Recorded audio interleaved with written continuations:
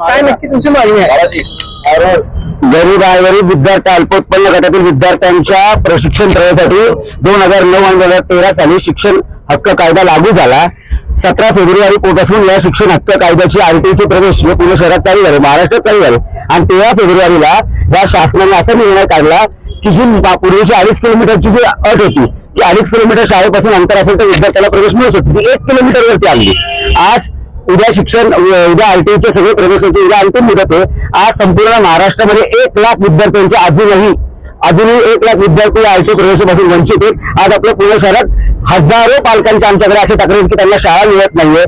असा संपूर्ण आक्रोश जो आज महाराष्ट्रामध्ये होतो, जे मुख्य गरीब विद्यार्थी आपले आहेत, जे अल्प उत्पन्न गटातील विद्यार्थी, वंचित विद्यार्थी, गरजू विद्यार्थी, अशांना शिक्षण हक्क कायद्यापासून लांब ठेवण्यासाठी या सरकारचं हे काम आहे. आणि हा सगळा जो आक्रोश हा या दादा भुसे नावाचे जे मंत्री आहेत यांच्या डोक्यात त्या भुसा भरलाय का, यांना अजूनपर्यंत हा जनतेचा आक्रोश दिसला नाहीये. यांनी हे कुंभकर्णासारखी झोप देत आहेत, कारण यांनी या सगळ्या या शिक्षण लॉबी शिक्षण सम्राट हे जेवढे सगळे खासगी शाळांचे जेवढे शाळा चालत आहेत यांची मलई खाऊन दंडावले, मलई खाऊन एक झोपले.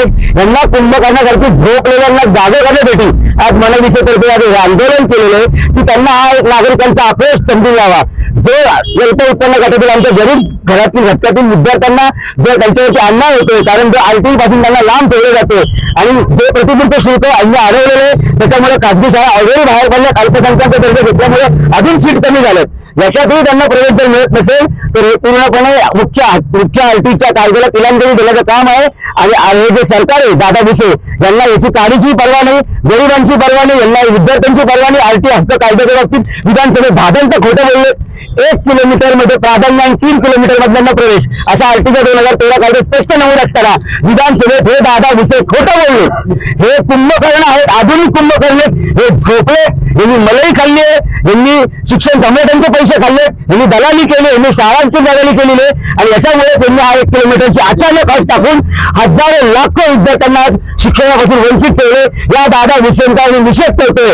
आज आम्ही या ठिकाणी ढोल ताशे वाजवून कर्कश आवाज करून यांना जागा करण्याचा प्रयत्न केलाय. आज जर हा आवाज त्यांना जमला नाही तर धमाको जरूर धमाका विषय साहेबांच्या मार्गदर्शनाखाली नक्की करू.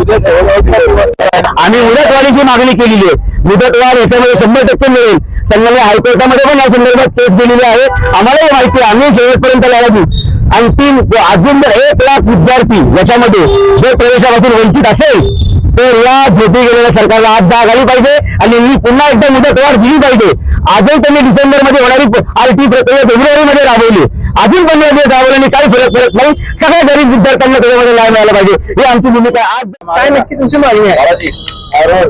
गरीब आणि गरीब विद्यार्थी अल्पोत्पन्न गटातील